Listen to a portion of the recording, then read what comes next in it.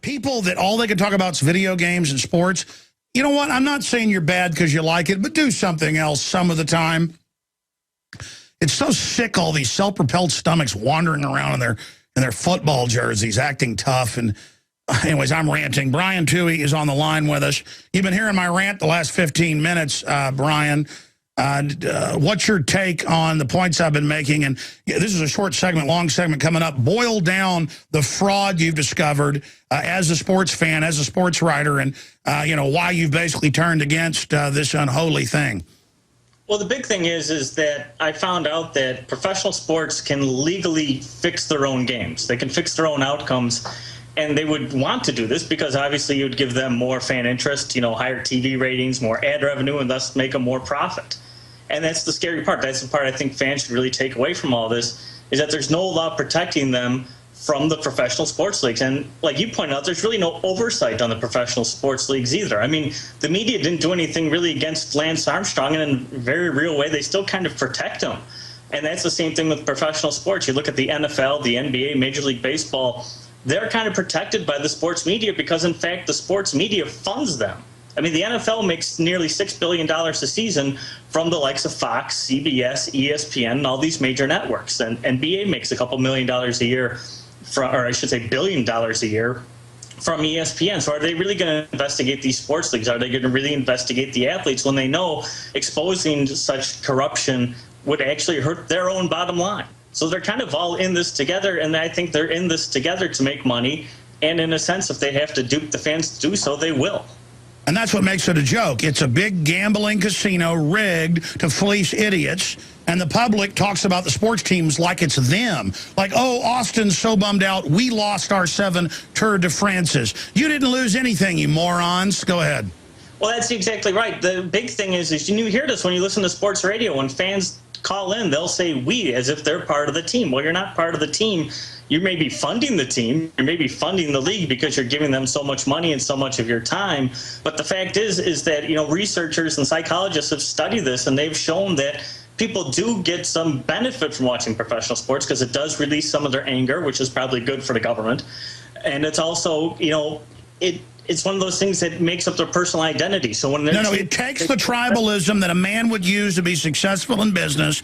You're supposed to be angry and warlike in business, not cheating, but focused. You're supposed to be focused in politics. You're supposed to be informed and know about all the ins and outs of government.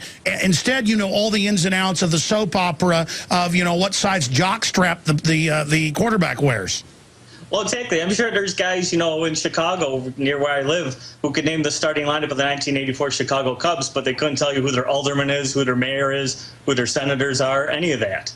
I mean, I think even like last night, you had the debates on, which were kind of a joke because you can't include a third-party candidate at all in these because the Republicans and Democrats own the debates. But yet, how many people were instead watching, Game 7 of the National League, Championship Series, or how many people are watching Monday Night Football as opposed to informing themselves maybe more about their own government? Sure, and I mean, again, it's one thing, to pop a beer, watch a baseball game, but it's the mental illness of getting more and more obsessed, and it's the parallel in history that as societies collapse, they always get more and more into sports. It's just a major red flag. Well, and that's what the Romans did. I mean, they used the gladiator contest to distract the populace. And today, it's almost the same thing with, the National Football League. They're almost their modern-day gladiators. They're in publicly funded stadiums. They get tax-exempt status for having these stadiums. They're actually, the NFL has just revealed, they're actually a non-profit organization. Not the teams, but the NFL, the headquarters are a non-profit organization. How is that possible when their commissioner's making $10 million a year? You're getting $10 million a year to run a non-profit organization. Is that something wrong there? Well, that's where all this is going. They teach Harvard courses for CEOs. Everything's going to be tax-free foundations, and they're going to run all the businesses and really make profits, but then none of us are going to be allowed to be in that. We all pay taxes to give it to them. Well, exactly, and I think that's another thing that makes it kind of proves that the fact that these leagues can fix their own games where it may only benefit one team, but in effect benefits the entire league. The NFL shares 75 to 80% of all the revenue they take in. They take in nearly $10 billion a season, and most of that is distributed equally to all the teams. So if one team succeeds, if you have like Tim Tebow succeeding and millions of people are tuning in to watch Tebow and they're buying Tebow jerseys, well, that's not just profiting one team, it's profiting them all.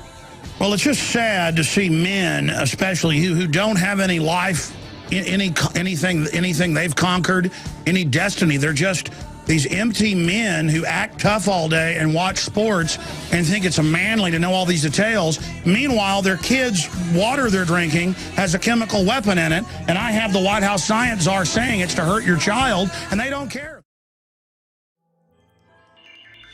Alex Jones here with a message that could revolutionize health in this country. Going back about a year and a half ago, I began to learn about the incredible health effects of longevity products. Aaron Dykes lost 92 pounds. We're going to show you some before and afters.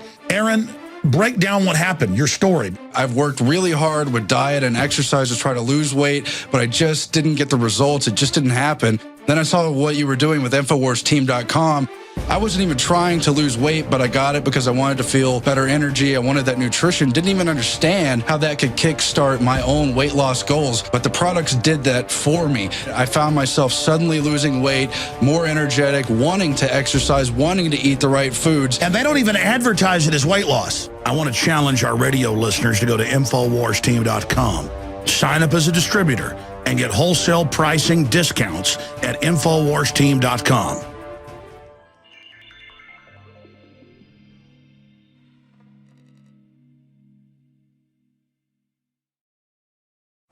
Don Salazar was just down the street at Cabo Bob's here in Austin, Texas, and there were loving Homeland Security trucks, Transportation Security Administration, in their little blue uniforms. They're here to run our lives. Enjoy. So I guess the checkpoints they have in Dallas and Houston and San Antonio, I get to see my little friends. I saw an ABC News article about the massive waves of theft by TSA. And then I was reading about police all over the country are now taking cash out of people's wallets that's even legal. Even if it's in the bank withdrawal pack with the receipt, they're taking it, thousands of dollars. And that's what the new, they're not even regulations. Government's just saying, we're not letting you take after-tax money out of the country. No, you can't leave the U.S. Your money stays here. And now they're saying they're not going to issue passports to most Americans. You're going to stay here, and we're going to rape you. Now go watch a football game and shut up. Shut up. Shut up and take it, scum. It's freedom. That drone's got a weapon system if you don't lick the boots of it. Now let's go back to Brian Tuohy, author of The Fix Is In, the Showbiz Manipulations of the NFL, MLB, NBA, NHL, NASCAR, you name it. And again, you know about fixing and boxing, all of it. I want to ask him what he, from his research in the FBI files, what the most fixed stuff is, the numbers of billions we're talking about here, and societally, this is obviously getting worse. Where is it going? Like forced sports viewing? I mean, how bad will the cult of this situation get? Well, which question do you want me to answer first? You got the floor. Break it down. Okay. I mean, you know, your greatest hits of the loving fraud that all the schmucks and suckers and people love to toady around and be ripped off by the mafia that runs sports. Well, what the FBI files, for example, that I have, there's over 400 of them. And they cover investigations of violations of the Sports Bribery Act, which was passed in 1964 and basically makes it illegal for someone to pay someone else to fix the outcome of a game. And the files cover everything from horse racing to boxing to college football, college basketball, the NBA, the NFL, and Major League Baseball. And the scary thing is in 1999, which was the last time anybody did any sort of estimate on how much money is gambled illegally in the United States right now on sports, they estimated anywhere from $80 billion to $380 billion is wagered illegally each year on professional sports. Now, this is nearly, even the low estimate, the conservative estimate of $80 billion is nearly 4 times the amount of money the NFL, NBA, National Hockey League, and Major League Baseball make combined. They made about $25 billion last year. Well, professional sports gamblers are betting more than that, maybe 4 times as much as that every year. So what's not to say that that money does not influence the outcome of the sports that we are watching, because no one's monitoring for that money. No one's looking out for fixed games. The major media doesn't believe fixed games can happen, so they're not looking out for it. The sports leagues don't want to admit that it's possible that a game can be fixed, so they're completely ignoring it, even though They have their own security divisions, which are literally staffed with former members of the FBI, CIA, DEA, Secret Service, and local law enforcement. They don't reveal anything to, you know, actual law enforcement in terms of what's going on within their leagues. So the leagues aren't looking out for it. Sports gamblers are more apt to be the ones fixing the games because they're associated a lot of times with organized crime who run the illegal underground. And you've also got massive gambling by the players, the refs, all of them. I mean, look at Pete Rose. This is well known. Well, exactly. And with Pete Rose, and the thing that people a lot of times, they give Pete Rose the benefit of the doubt because he was supposedly gambling on himself. Well, Pete wasn't gambling on 162 games that he played in on himself. A lot of times he was not betting on himself, which tipped off the other gamblers he was working with and the bookmakers that said, hey, maybe we should be betting against Pete because he doesn't even think he's going to win tonight. So, I mean, there's even so much gambling going on by the players, like you say, the referees, the coaches. No one's monitoring all this. And that's men also seem to think it's so cool to gamble, and it's so trendy. I mean, it's all a big joke. I mean, it's one thing if you go play poker with your buddies and bet a few dollars here and there, but I mean, you know, this whole thing of this whole culture of gambling, I mean, it's literally like begging to be a loser, begging to be a schmuck. Well, yeah, most gamblers do not win. And it's funny because you only have to win about 56% of your bets to be successful. But most people can't do that. The professionals who do it, who can do it, literally work 70 to 80 hours a week, and they get what they call inside information, stuff that no one else gets about these games, about these athletes, because that's one of the things is people don't quite understand is that you think that your favorite athlete maybe wants to give 100% in every game. Well, that's not true. You don't know if he was out drinking the night before, if he is getting a divorce. You don't know what is going on in his private life. So you don't know what's really mentally going on in his head. Yeah, but I mean, look at the guys with the pit bulls and everything. I mean, it's just, people think trashiness is cool nowadays, and so there's just a bottomless to it. I mean, looking at this from the outside, reading your book, undoubtedly things are getting worse quickly. How far will it go? Well, if you look around the world, and that's a lot of things American sports fans don't do, is if you look to soccer, you look to tennis, cricket, there's matches being fixed constantly in countries all over this world by organized crime, by gamblers. Now, supposedly that's never touched our shores, but I don't believe that's the case. I believe it's going on now. It's just the fact is no one's looking for it. I mean, I'm about the only person in America, unfortunately, who's looking into this. The ESPNs, the Sports Illustrated to the world, they just ignore this as if it's not happening because they're being dictated to by the that they follow. Remember 6, 7, 8 years ago, we heard this Lance Armstrong stuff, and we're told we were conspiracy theorists. Not being a conspiracy theorist just means you're totally gullible and walk around in dark parking lots at night begging people to rob you. I mean, being a conspiracy theorist means you just don't believe what known liars tell you over and over again. It's like J. Edgar Hoover testified in the early 50s before Congress and said there was no such thing as organized crime or La Cosa Nostra. And then people still think organized crime is only Italian, and that's a tiny part of it. It just shows the total naivete. Oh, I agree with you. I mean, I've been called the #1 sports conspiracy theorist in America, and that's because I don't trust the leagues. I'm skeptical of the leagues, and that's the big thing I don't get with conspiracy theorists. I mean, why am I not the skeptic? Why are the skeptics the one who always attack the conspiracy theorists or the supposed conspiracy? Well, I mean, they want to keep the public sheep-like and gullible. I mean, but they're not the skeptics. That's the funny part. They're the ones who are just towing the line. The skeptics are the ones questioning, why is the line there? Why is this the way it is? I mean, and that's what I'm doing. I'm questioning the major sports leagues and saying they're not telling the fans the entire truth of it. Explain to people the court rulings where the NFL, all of it, this is for entertainment purposes only. They say that. Break that down for people. Well, the biggest thing, it came out of the Spygate scandal, which happened between the New England Patriots and a Jets fan. He sued the Patriots over this whole Spygate incident, which took place a few years back when the Patriots were videotaping the other team's coaching signals. And it went all the way to the Third Circuit Court of Appeals. And then the judge who ruled on the case said, your ticket, when you buy the ticket to a football game, basketball game, what have you, it even says on the tickets for entertainment purposes only, but your ticket only entitles you to see a football game, for example. It doesn't mean it has to be played by any certain rules, that any certain players have to appear, that those rules have to be followed, that a team can't cheat. It basically, the NFL provides you with a football game, they fulfilled their end of the contract.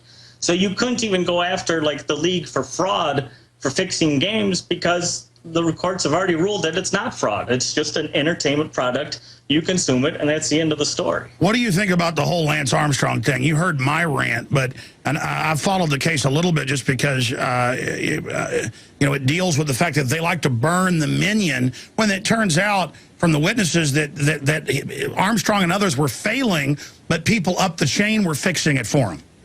Well, and the scary thing to me is that he's not alone. I mean, they know cycling has been, rampant with performance-enhancing drugs, but you know what? So are the NFL, so is the NBA, the NHL, all the major sports leagues are. And the thing is, the major leagues' drug testing programs really are just PR campaigns. They don't care if the athletes are doing drugs. They don't care if they're doing cocaine or if they're doing steroids or what have you, as long as they perform, as long as they put on a show. And don't forget, performance-enhancing drugs are going to actually improve the show that they're putting on.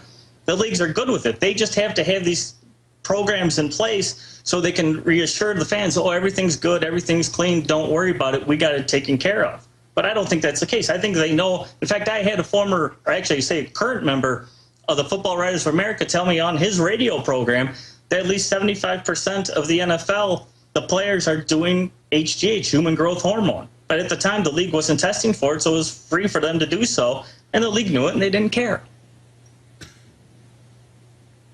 And again, there's this idea of, well, everybody's corrupt, we're just going to do it. Once you get in that space, then the sky's the limit. Once you just give in to corruption completely, then it takes over society, points its finger at you and says, you're the extremist, you're the conspiracy theorist, you're the bad guy. And that's what we've now reached, not just in this, but in all the different corruption, where the Homeland Security says the people exposing the bad, we're the terrorists now.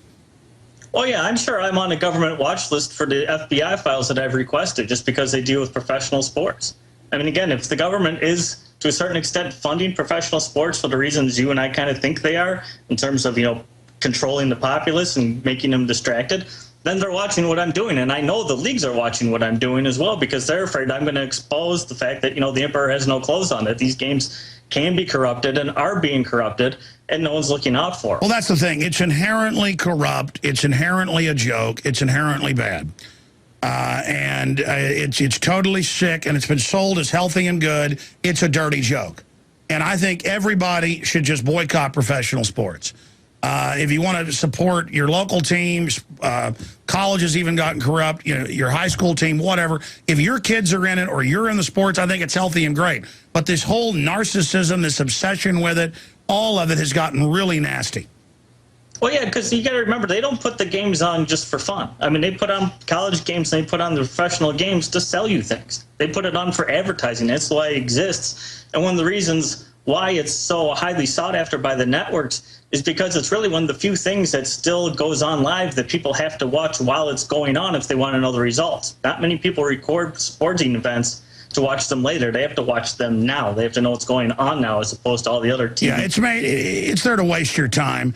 How much, because I see numbers of $5 billion in the last few years on sports stadiums. How much are taxpayers fitting the bill for all these disgusting parasitic sports teams?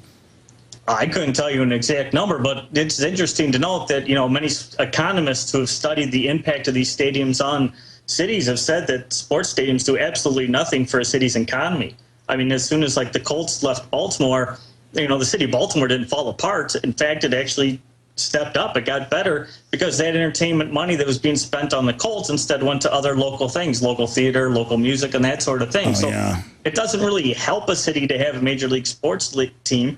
It just is, it's kind of a mental thing. It's people want it. They want to be able to identify with it for whatever reason. That's their ego. That's their accomplishment, is to go watch a bunch of drug addicts and have TSA-trained goons grope their family and then be overcharged and yelled at and tasered for no reason. And they bring a little girl in Michigan, they order a lemonade, they bring an alcoholic lemonade, she doesn't even drink it, but they still arrest the dad and CPS the kid. You're just asking to be abused in a giant, disgusting mafia operation. Oh, yeah. I mean, it's a scary thing what's going on with professional sports today because there is so much money involved and there's so much money on the line for these people that they don't want to let it go. And that's why I think they're willing to manipulate the outcome of their own games because they have to keep increasing things. They have to keep upping the stakes, upping the ante, making more people watch, almost compelling more people to watch. And that's why I don't think they can just leave it up to chance. I mean, I ask people, would you leave a multi-billion-dollar industry up to chance, especially when you don't have to? Because, I mean, if you took, McDonald's, for example, and McDonald's had the ability to manipulate and control the taste of their food while you consumed it to make it more appealing to you, they would do that. Well, professional sports leagues can do the exact same thing. They can alter the game. They can manipulate the game while you're consuming it, while you're watching it, and make it better, make it more enjoyable. And so why do people think they don't do that? No, it's all ridiculous. I want to go to some phone calls. Everybody should get this book and give it to your sports zombie friends. The fix is in, InfoWarsStore.com. Let's go to Chris in Florida. Chris, you're on the air for a question for our guest. Go ahead. Thank you. Hey, Alex. Hey, Brian. When I was younger, I went and I saw the Bulls at the hotel before the game because I was a huge fan, and I was real innocent, and I wanted to meet the players. And I actually saw some escorts getting sent up to the rooms, and I saw some of the players walking with the girls a few feet behind them. And, I innocently was trying to ask for autographs and snap pictures, so I have these pictures of them with the girls, so I'm not just, rumoring this. And, a lot of my illusions were shattered after that. And well, I mean, obviously the prostitution is ubiquitous in sports, yeah. But the question I wanted to ask Brian was, like with the whole Kobe Bryant thing and in Colorado, and then how they just want to let him go back and play. Do you think that they send people to set these guys up so they can tear them down? Absolutely, Brian. Talk about that. Oh, absolutely. I have a video that I got actually from the FBI through the Freedom of Information Act. And it was a video they used to show to the players to warn them about being corrupted and get, sucked into, game-fixing schemes. And one of the things they mentioned was the fact that these guys will use women to lure these guys into these plots. So, I mean, it's very easy to use, women use prostitutes to get them. And they say, we're going to tell your wives the same way they get politicians. Have you put that video out yet, brother?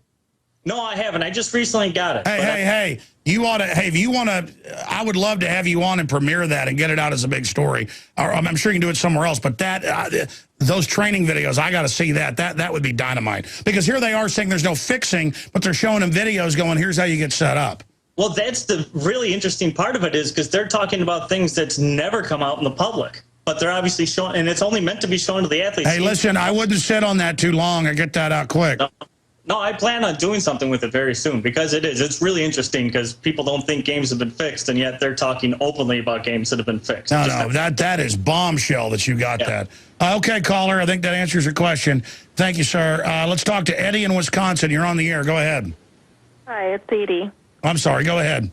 That's okay. I had a couple of comments. One kind of went back to your earlier discussion about candidates and the debates and squandering power, and the other has to do with the sports situation. I'll go with the sports one first. And that is, I guess I'm wondering exactly what the proof is as far as it being fixed. And then the other thing I was wondering about for quite a while, there was a big association in commercials and things like that, combining sort of a gang lifestyle with sports. And then we ended up with all these gangs, getting bigger and bigger. Yeah, no, they're selling that to ruin the kids. They're piggybacking destructive. I've talked to high-level people that were there with MTV when they said in the mid-'90s, we're going to push gangster rap to wreck people. That's how this works. They want a dumbed-down culture, so the kids act like gang members, and the cops are trying to put them in prison. Can you comment on that, Brian? Well, I'll go back to what she asked me about the proof of this. And the proof, the hard part with proof is the FBI investigated, like I said, I have over 400 files of them investigating fixed games and fixed horse races and boxing matches. And they had an extremely hard time proving these things because you can watch the game film of a particular game and you can't tell if a quarterback threw an interception, for example, on purpose or if he just threw an interception. I mean, that's the way things go. These things are very hard to prove because there is no concrete evidence of them. But that doesn't mean it doesn't happen. I mean, there are a lot of documented cases. They always say it was an individual player did it for themselves. But the point is they show them training videos saying don't get set up to fix games. It's been proven fixed all over the world. We're just the most naive people on the planet. I agree with you. Do you understand how dark it is? How far down the line we are? How late it is? Some of the biggest problems facing our society are the video game heads, the sports heads. People really aren't living. They're just watching a television. They're watching a game. And then it's all got messages that are destructive on purpose. Because we have a criminal elite running the architecture of the world right now. And they see you as dumb animals, so they're putting out propaganda to make you become what they say you are. And, they sell that sports is so wholesome and good. It's not. Professional sports is sick. And it's empty. And it's not fulfilling anybody. And it's riddled with fraud and the TSA groping you and troops of the Kentucky Derby searching people. All of it is just used to sell a fraud. It's like the Running Man. We're going to take a few more calls here. We were talking to a caller in Wisconsin, and she was bringing up points. What was your point about the Constitution, ma'am? I was just going to say, it's going back to your earlier conversation about the candidates. All of us, so many of us feel very upset by only being given the choice of Romney or Obama. And what I'm wondering at this point, you're talking about squandering power, and I think all these, I listen to Sons of Liberty radio and different programs, and I guess what I'm wondering is, why aren't we using our platform? I mean, MoveOn.org has certainly done enough of it to promote the Constitution Party candidate, Virgil Good, because he is on, I think, just about every state's ballot now. And to me, it's a better choice than anything else. Sure. How they get us is the lesser of two evils, and I appreciate your call, where just like the two parties are subsidized, just like sports is subsidized, they make it such a big spectacle that then the third party is such a sideshow. People go, well, there's not much difference, but, I like Romney or I like Obama. Do you have any comments with sports analogies tied into politics here, Brian?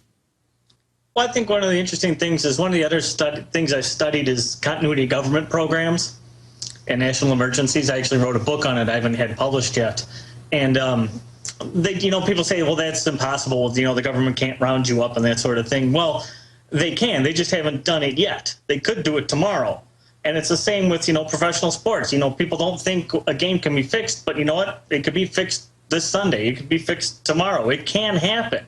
It's just a question of whether they will do it and how often they do it. But there's things out there that can be done by these leagues and that can be done by our government that people just don't want to believe is possible. It's funny you raise that.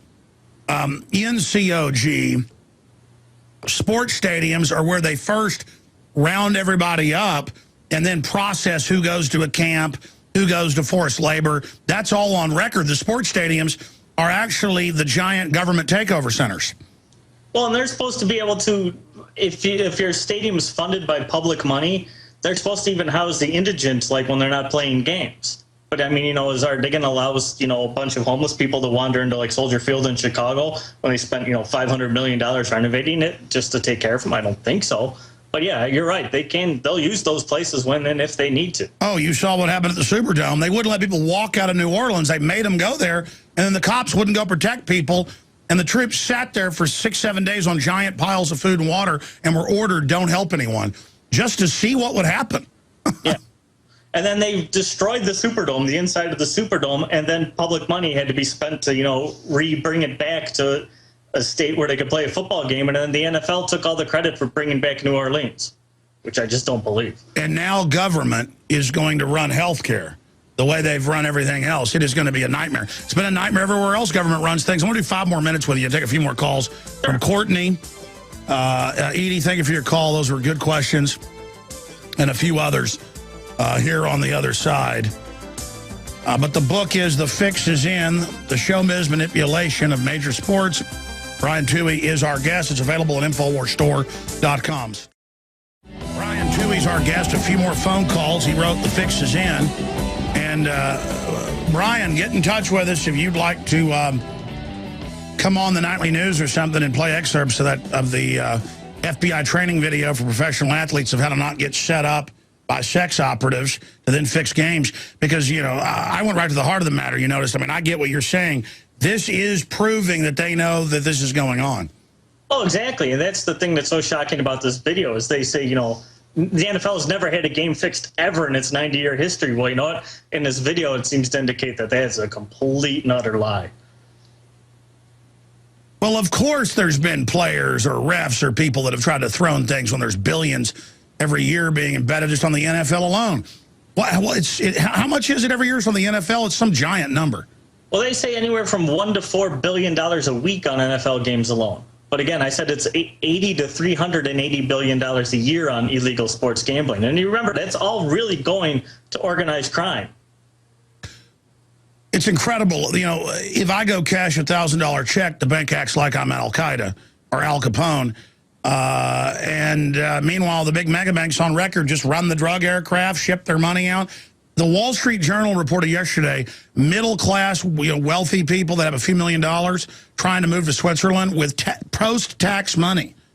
The government says you can't leave. There's no law. They just won't let you leave because the banks run America and they don't want that money leaving. I mean, this is getting creepy, man, when you can't even get out of this country.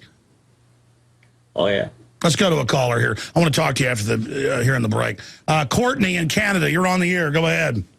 Yes, hi, Alex, and also hi, Brian. I just wanted to thank both of you, and especially Alex, for standing up for the truth, even at times when you had to stand alone, and also being such a strong influence on Twitter. I have actually two questions. The first question, hello? Yes, ma'am. Okay.